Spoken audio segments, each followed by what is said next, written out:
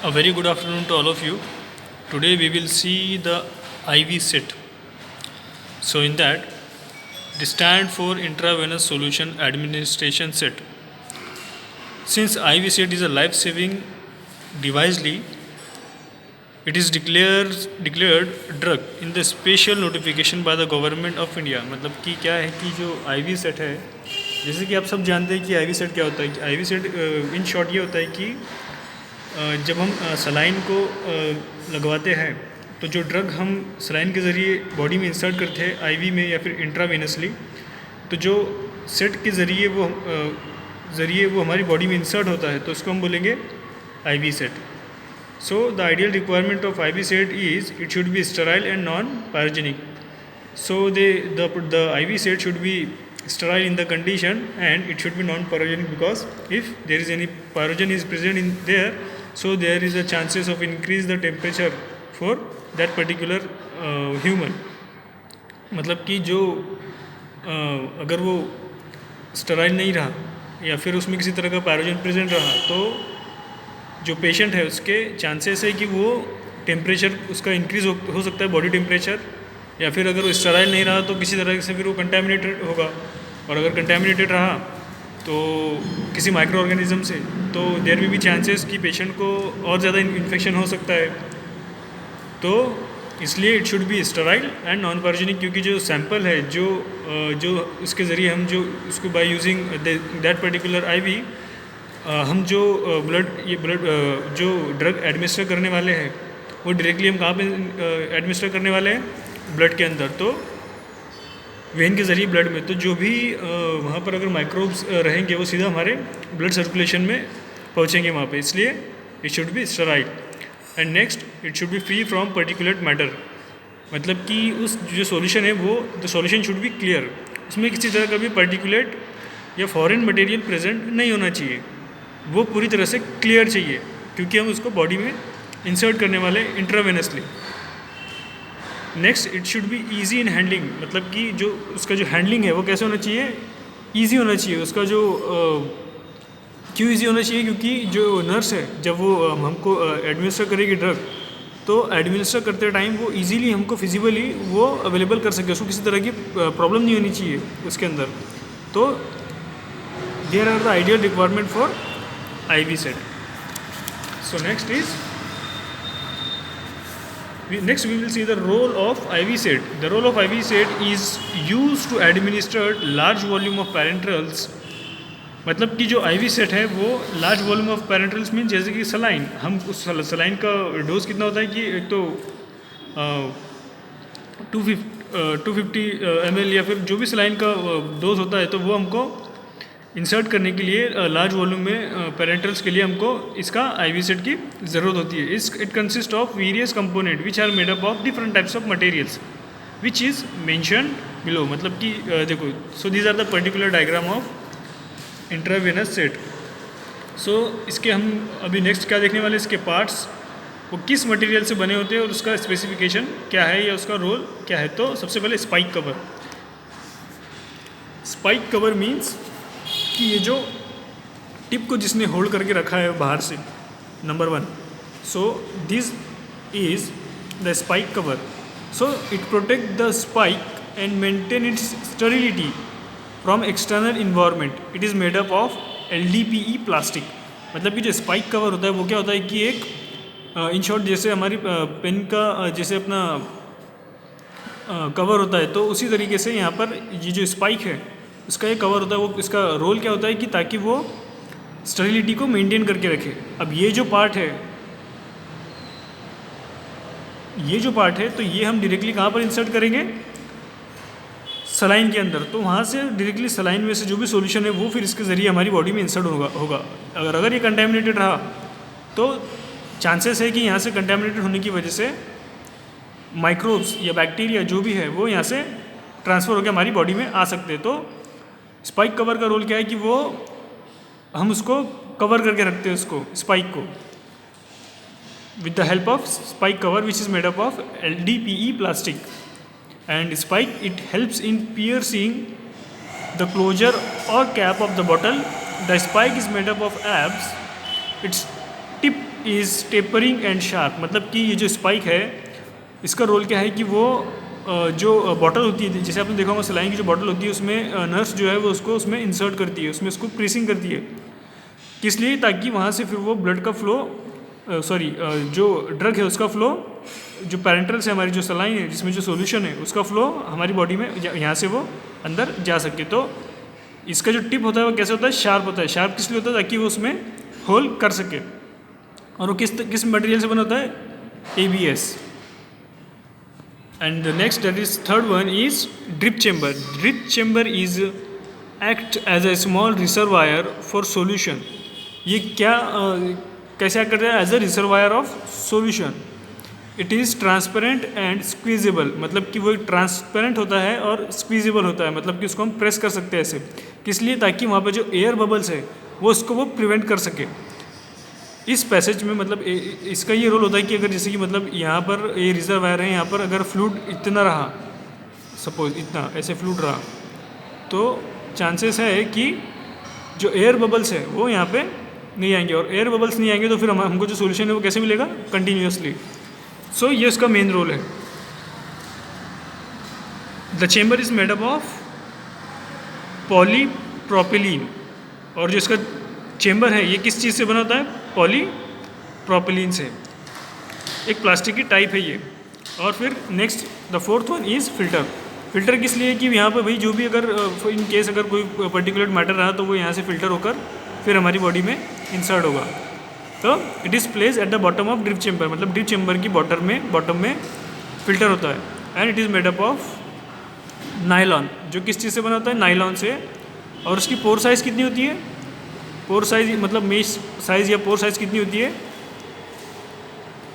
15 म्यूएम, मतलब 15 माइक्रोन उसकी पोर साइज़ होती है। और फिर उसके बाद नेक्स्ट क्या है, PVC ट्यूबिंग, मतलब कि जो ट्यूब होती है, जो ट्यूब जहाँ से जो सॉल्यूशन ट्रांसफ़र होके हमारी बॉडी में इंसर्ट होता है, जो ट्यूब है वो किस चीज़ की बनी होती है, PVC मटेरियल की। और it is a colourless, soft and transparent,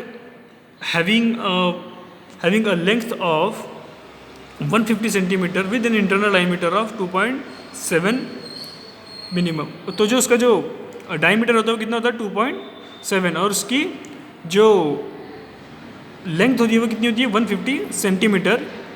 it act as a pathway मतलब कि जो ये क्या एक कैसे एक्ट करती है कि जो यहाँ पे सॉल्यूशन है उसको वो हमारी बॉडी में ट्रांसफ़र करने के लिए एज अ पाथवे या एज अ व्हीकल एक्ट करती है। Next is flow regulator. Flow regulator means this one part. So what is the role of this one part, all of you are very well known about this. So इसका रोल क्या है कि जो saline है उसकी जो स्पीड है, जो सॉल्यूशन जो ऊपर से आने वाला है उसकी जो स्पीड है उसको मेंटेन करने के लिए हमको इस तरह के फ्लो रेगुलेटर की ज़रूरत होती है। तो इसके दो पार्ट होते हैं, कौन से, एक body that is this one, और एक wheel that is this. So the wheel is made up of HDPS, it's a type of plastic, and abs plastic respectively. तो ये जो होता है ये किस लिए होता है, ताकि जो बबल्स आने वाले हैं वो वहाँ पर हम उसका जो ड्रॉप है वो यहाँ पे हम मेंटेन करके रखें, जो भी अपना जो उसकी नॉर्मल स्पीड है, जो फ्लो है उसकी स्पीड को हम मेंटेन करने के लिए, जो उसकी स्पीड को मेंटेन करने के लिए हम इसका यूज़ करते हैं, किसका, फ्लो रेगुलेटर का। The next one is injection site. Injection site काय असते की it is made up of LaTeX. J injection site म्हणजे इथे जे ट्यूब जिथे आपली संपते तिथे एक प्लास्टिकच्या येलो कलरचं एक प्लास्टिक लावलेलं असतं। ते कशासाठी असतं की तिथून आपण कोणत्या तरी ड्रगला जेव्हा आपण ॲडमिनिस्टर करणार आहे, पॅरेंटल प्रिपरेशन किंवा सलाईन जेव्हा आपण ॲडमिनिस्टर करणार आहे त्याच्यासोबत जर आपल्याला एखादी ड्रग वगैरे द्यायचं असेल तर मग तो ड्रग आपण इथून तो प्लास्टिकमधून इन्सर्ट करून तो ड्रग आपण तो पेशंटला देऊ शकतो। So it is made up of LaTeX and SVP can be given to the patient, which means small volume preparation can be given to the patient via this site। मतलब by using this site we can give small volume preparation to the patient when he is on IV fluid therapy, मतलब जब patient अगर एक particular IV therapy पे है लेकिन उसको साथ ही में हमको एक स्मॉल वॉल्यूम प्रिपरेशन या फिर हमको एक इंजेक्शन का डोज देना है, तो हम क्या कर सकते हैं उसको कि जो यहाँ पे जो प्लास्टिक का जो येलो कलर का जो इतना नली होता है उसमें हम वो ड्रग को यहाँ से इंसर्ट कर सकते हैं। Next is adapter. Adapter is a digital and connection site for needle, मतलब कि ये क्या होता है कि एक ऐसी साइड होती है जहाँ पे ट्यूबिंग का एंड होता है और वो नीडल को होल्ड करने के लिए एक कैविटी होती है वहाँ पर, तो इसको हम बोलेंगे कि एडाप्टर, जो अडॉप्ट करता है नीडल को। It is made up of PP plastic, एक प्लास्टिक की टाइप है PP जिससे वो बना होता है, जहाँ पर हमको नीडल को प्लेस करना होता है। Needle and the next one is needle, जहाँ पर हम नीडल को फिट करते हैं। It is provided with each pack of IV set, मतलब जो नीडल का जो IV सेट होता है उसके साथ वो ईच पैक के साथ एक नीडल प्रोवाइड की जाती है, which is covered with a cup, मतलब कि वो जो नीडल होती है वो एक कप से कवर्ड होती है इस तरह से।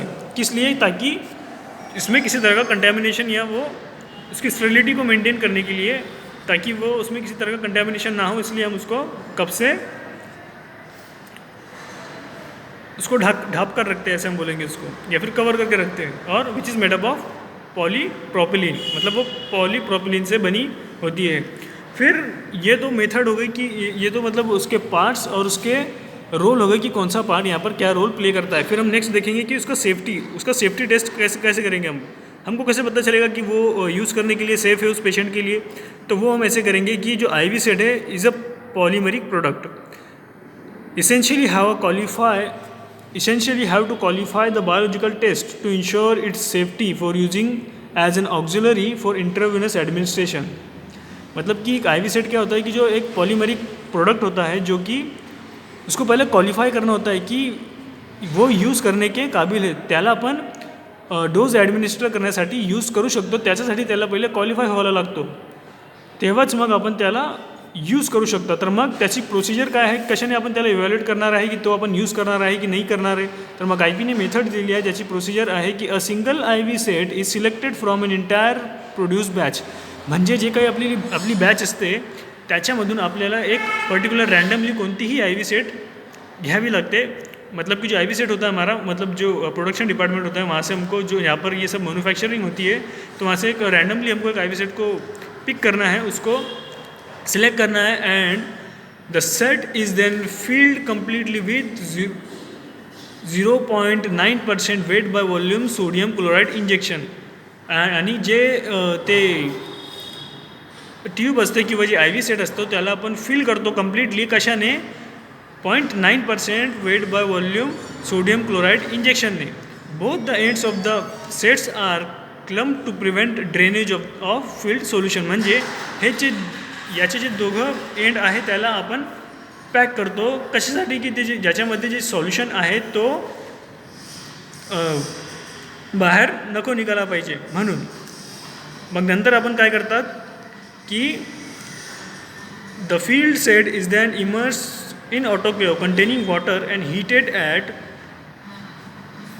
80 degree Celsius for an hour. मतलब कि जो ट्यूब है जिसको हमने सोडियम क्लोराइड इंजेक्शन से भरा हुआ है उसको हम क्या करते हैं, सील करने के बाद में उसके दोनों एंड को उसको ऑटोक्लेव के लिए उसको 80 डिग्री सेल्सियस के ऊपर कंटेनिंग वाटर उसको हम 1 आवर्स के लिए हीट करते या फिर ऑटोक्लेव करते हैं। फिर ऑटोक्लेव करने के बाद में क्या होता है कि ऑटोक्लेव करने के बाद after this the filled solution is collected and finally injected by IV route to 5 healthy mice at a dose of 0.5 ml। म्हणजे याच्यामध्ये जे आपण लिक्विड फिल केलेलं होतं दॅट इज NaCl, मग ते आपण 1 तास ऑटोक्लेवमध्ये ठेवल्यानंतर काय करतो, त्याला आपण काढल्यानंतर मग जो फ्लूइड आहे तो आपण घेतो आणि तो फ्लूइड आपण 5 माइसमध्ये इन्सर्ट करतो at a dose of 0.5 ml। Then after the administration of that particular solution to the animal by using IV route, that is intravenous, these animals are observed for next 24 and 48 hours। मतलब कि जो animals है वो हम क्या करते हैं कि डोज एडमिनिस्टर करने के बाद में हम उसको चेक करते हैं कि whether it show any type of toxicity और not with the interval of 4 hour, 24 hour and 48 hour. अगर if animal does not show any discernible signs of toxicity, अगर एनिमल ने किसी तरह की टॉक्सिसिटी शो नहीं की, then the IV set is said to be safe for using as an auxiliary for IV administration. अगर वहाँ पे किसी तरह की हमको टॉक्सिसिटी देखने को नहीं मिलती एनिमल में eight the interval 4 hours, 24 hours और 48 आवर्स, तो हम ये कह सकते हैं कि जो आईवी सेट है वो यूज़ करने के लिए सेफ है for IV administration. In short, अगर ओवरऑल प्रोसीजर क्या है ये कि भाई अगर हमको आईवी सेट यूज़ करना है तो सबसे पहले हमको उसको क्वालिफाई करना पड़ेगा कि हम उसको यूज़ कर सकते हैं या नहीं।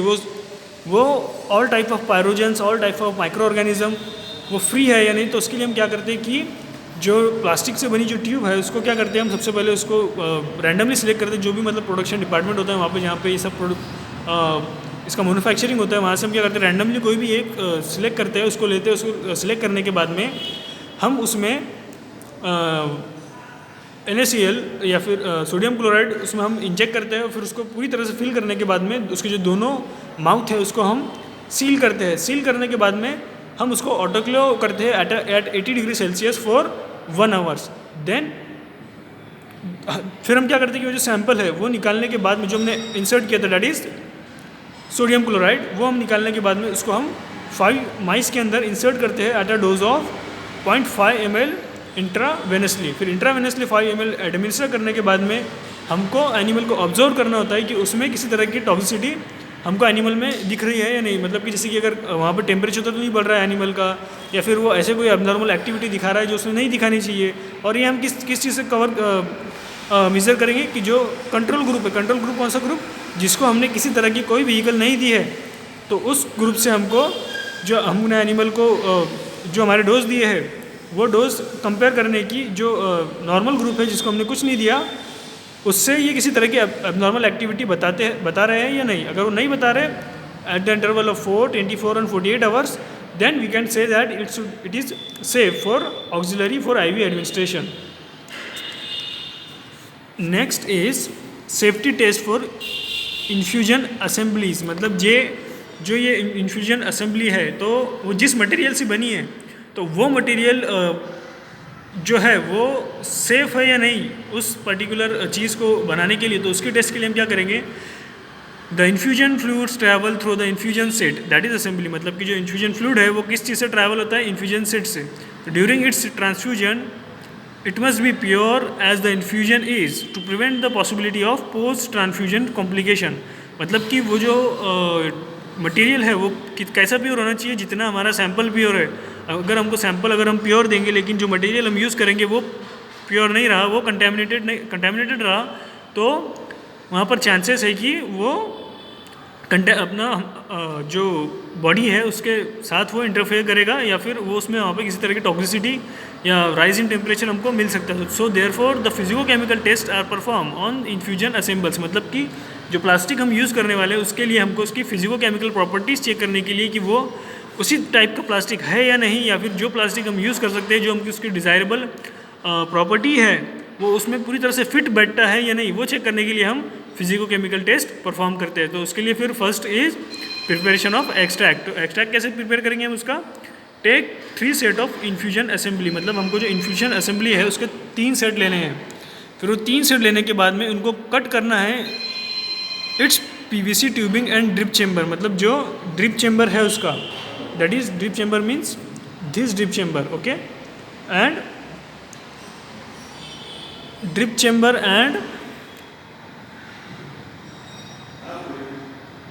PVC tubing, okay. सो ड्रिप चेम्बर मतलब यहाँ इतना हमको उसको कट करना है।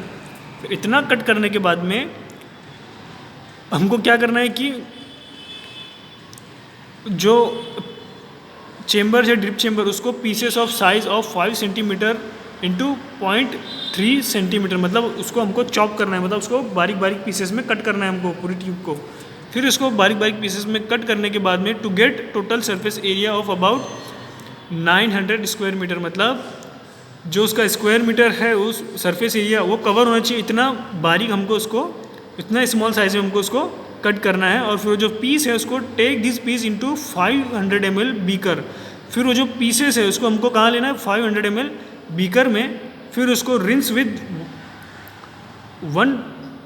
150 ml of distil water for 30 second. फिर जो पीस है जो हमने 500 ml के बीकर में लिया उसको हमको 150 ml वाटर लेके उसको डिस्टिल वाटर से उसको 30 मिनट के लिए वॉश करना है। फिर वो वाटर को डिस्कार्ड करना है, मतलब उसको फेंक देना है। फिर उसके बाद में rinse again with distil water, फिर हमको डबल से उसको डिस्टिल वाटर से वापस वॉश करना है। फिर उसके बाद में transfer the prepare sample to a suitable extracting flask. फिर जो एक्सट्रैक्टिंग फ्लास्क होती है उसमें हमको उस सैंपल को ट्रांसफ़र करना है।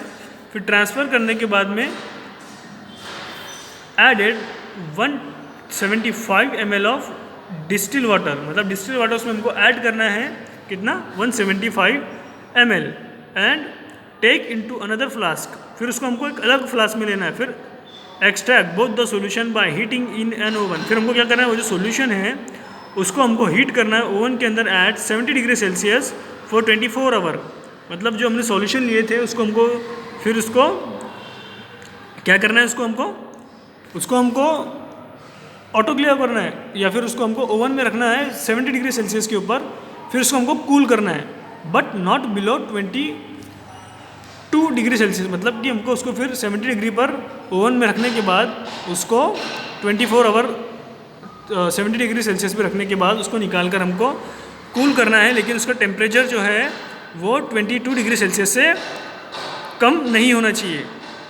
Descend the extract immediately into another container. और जो एक्सट्रैक्ट हमको वहाँ पे मिलेगा वो हमको एक अलग कंटेनर में पोर करना है। फिर उसके बाद में then the following test are perform. फिर उसको एक फॉलोइंग टेस्ट के अंदर लेके, मतलब क्या करना है इसको, this type of test we perform on that particular extract. मतलब कि एक्सट्रैक्ट की प्रोसीजर इन शॉर्ट कैसी है कि हमको जो ट्यूब है इसको लेना है, इसको कट करना है बारीक बारीक पीसेस में कट करने के बाद में उसको एक 500 ml के बीकर में लेना है। 500 ml के बीकर में लेने के बाद में उसको हमको 150 ml वाटर से वॉश करना है, डिस्टिल वाटर से 30 सेकंड के लिए। फिर 30 सेकंड से वॉश करने के लिए उसको रिंस करना है हमको अगेन विद डिस्टिल वाटर। फिर हमको क्या करना है कि वो जो सैंपल है उसको हमको डिस्टिल वाटर उसमें ऐड करना है 175 ml एक्सट्रैक्ट फ्लास्क के अंदर। और फिर उतना उसमें लेके हमको उसको ओवन में 70 डिग्री सेल्सियस के ऊपर 24 आवर्स के अंदर रखना है। फिर जो हमको एक्सट्रैक्ट मिलेगा उसको हमको एक दूसरे कंटेनर में लेकर उसको फॉलोइंग टेस्ट परफॉर्म करनी है। तो उसका जो अपीयरेंस है वो कैसे होना चाहिए, physical appearance, it must almost clear, मतलब क्लियर होना चाहिए, कलरलेस लिक्विड वहाँ पे मिलना चाहिए हमको। और जिसको पीएच है, पीएच कैसे चेक करेंगे हम, बाय यूजिंग पीएच मीटर और पीएच पेपर। तो पीएच पेपर या पीएच मीटर यूज़ करके उसका पीएच कितना आना चाहिए, 3.5 एंड 7। और उसकी कंडक्टिविटी कितनी होनी चाहिए, 75 माइक्रो MHO। ये एक कंडक्टिविटी टेस्ट है, is use to perform the whether the sample is conduct of electricity और not. So next is non volatile residue, मतलब उस सैंपल में नॉन वोलेटाइल रेसिड्यू है या नहीं। तो वो चेक करने के लिए हम क्या करेंगे, सबसे पहले तो हम जो हमारा सैंपल है वो लेंगे, वो कितना लेंगे हम, नॉट मोर देन जो उसका जो रेसिड्यू है कितना आना चाहिए, नॉट मोर देन 15 mg आना चाहिए। तो इवापोरेट 500 ml ऑफ एक्सट्रैक्ट, मतलब एक्सट्रैक्ट जो हमने लिया था, जो निकाला था उसमें से 500 ml एक्सट्रैक्ट को इवापोरेट करने के बाद में हम क्या करेंगे, चेक करेंगे वेट ऑफ एम्प्टी डिश, मतलब जिस डिश में हमने उसको इवापोरेट किया है उस डिश और प्लस जो उसमें रेसिड्यू है उसका वेट। तो दोनों का वेट हम जो भी आएगा वो यहाँ पे लिखेंगे। फिर उसके बाद में वेट ऑफ एम्प्टी डिश, फिर क्या करेंगे हम, एम्प्टी डिश वेट, जो एम्प्टी डिश है उसका वेट लेंगे कितना है, फिर वो उस एम्प्टी डिश का वेट, फिर उसके बाद में वेट ऑफ रेसिड्यू। फिर हमको क्रॉस मल्टीप्लिकेशन करके हमको उसका वेट निकालना है रेसिड्यू का। जो यहाँ पे वेट आएगा वो नॉट मोर देन 15 mg होना चाहिए। Next is pyrogen test. As we already discussion what is pyrogen test. So अगर हमको सैंपल की पायरोजन टेस्ट करनी है तो उस सैंपल को हमको एज पर IP रैबिट को एडमिनिस्टर करना है उसके ईयर में। एज पर IP हमको जो रैबिट की जो टेस्ट होती है पायरोजन की, उसमें क्या होता है कि जो रैबिट का जो ईयर होता है, तो ईयर में उसकी वेन में हमको ये जो सैंपल है उसको एडमिनिस्टर करना होता है। और अगर वो वहाँ पर अगर किसी तरह का राइज होता, कितना dose,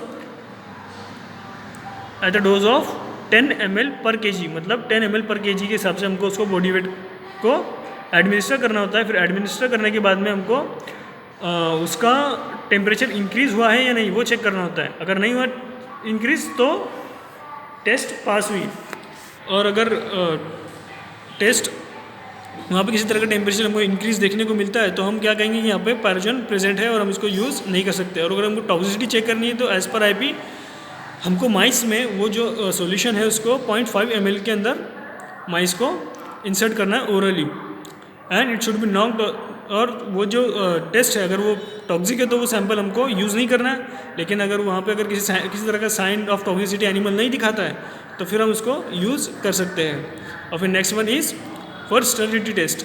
sterility test as per IP, मतलब कौन सी टेस्ट है आईपी की, जो भी, मतलब फॉर एग्जांपल ऑटोक्लेव है उसकी स्टेरिलिटी टेस्ट, तो हम इस तरह से इसको चेक कर सकते हैं whether the sample of particular IV set is ideal for use or not. And the next one is syringes. Syringes means in simple language it is a injection जो हम यूज़ करते हैं स्मॉल वॉल्यूम प्रिपरेशन को administer करने के लिए। तो syringe और इंजेक्शन क्या होता है कि syringe is a hollow calibrated device which is intended to administer accurate dose of drug into human body via various route of injection.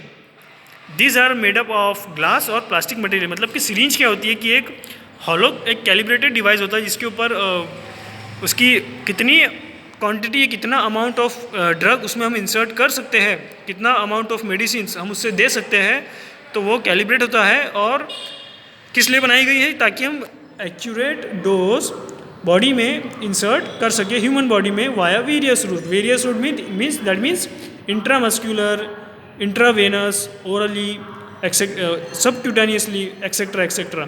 और जो उसका मटेरियल है वो किस चीज़ से बना होता है, whether it is made up of plastic और it is made up of glass. So syringe are categorized into different criteria as mentioned below. So जो सिरिंज का क्लासिफिकेशन है या फिर जो उसकी कैटेगरी है वो डिफरेंट क्राइटेरिया की बेसिस पे उसको हम कैटेगराइज कर सकते हैं। तो on the basis of capacity, मतलब कि कितनी उसकी कैपेसिटी है उसकी बेसिस पे स्मॉल सिरिंज किसको बोलेंगे हम, जिसकी कैपेसिटी है कि लेस दैन 10 ml। अगर ऐसी सिरिंज जिसकी कैपेसिटी मतलब जिसमें सिर्फ हम 10 ml या उससे कम ड्रग एडमिनिस्टर कर सकते हैं उसको हम बोलेंगे स्मॉल सिरिंज। या फिर ऐसी सिरिंज जिसमें हम 10 से 100 ml तक के ड्रग इंसर्ट कर सकते हैं तो उस तरह की सिरिंज को हम बोलेंगे मीडियम सिरिंज। और लार्ज सिरिंज मीन्स जिसमें हम 500 ml तक के ड्रग बॉडी में इंसर्ट कर सकते हैं तो उसको हम बोलेंगे लार्ज सिरिंज। वो एक पर्टिकुलर सिचुएशन में ही यूज़ करते हैं बड़ी वाली सिरिंज, जैसे कि एनिमेटा। Next, on the basis of application, तो हमको उसको कैसे अप्लाई करना है, कैसे देना है, तो उसकी बेसिस पे उसका कैटेगरी है, जैसे कि hypodermic syringe, bulb syringe, gravity syringe. इसको हम डिटेल में बाद में देखेंगे। और फिर नेक्स्ट है on the basis of material use, कि भाई कौन से मटेरियल से वो बनाई गई है। तो either it is made up of plastic और it is made up of glass. So the glass syringe are reusable, मतलब जो ग्लास सिरिंज है वो एक बार यूज़ करने के बाद में हम उसको स्टेराइल करके फिर से यूज़ कर सकते हैं। लेकिन जो प्लास्टिक सिरिंज है वो डिस्पोजेबल होती है, मतलब उसको हम एट द टाइम एक ही टाइम उसको हम यूज़ कर सकते हैं।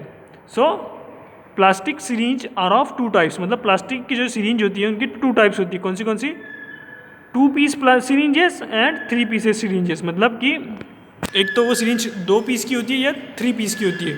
तो let us differentiate the difference between 2 pieces and 3 pieces syringe. In that the first one is 2-piece syringe. So 2-piece syringe is consist of 2 parts. जो syringe होती है 2-piece syringe वो 2 parts के अंदर divide होती है। The first one is barrel. So this is the barrel, this part is the barrel, and the second one is plunger, means this one. So ऐसी syringe कोणसे 2 part, एक barrel म्हणजे हे body ज्याच्यामध्ये जे calibrated असतो आणि दुसरा प्लंगर आहे, म्हणजे जो आपण जे ड्रग आहे त्याला आपण पुश करतो, ते 2 पार्टमध्ये. आणि 3 पार्टमध्ये it consist of 3 parts, that is barrel, plunger and rubber gasket. म्हणजे हे बॅरल असतं त्याला, प्लंगर असतं त्याला, आणि एक रबर गास्केट असतो. रबर गास्केट म्हणजे जे इथे एक रबर प्रेझेंट असतो जो ते सिरिंजला जो लिक्विड आहे त्याला पुश करतो. तर मग हे 2 प्रकारचे सिरिंज असतात, that is 2 piece syringe and 3 piece syringe in plastic syringe. So here is the next one is bulb syringe. So this is we will discuss in next lecture. Thank you.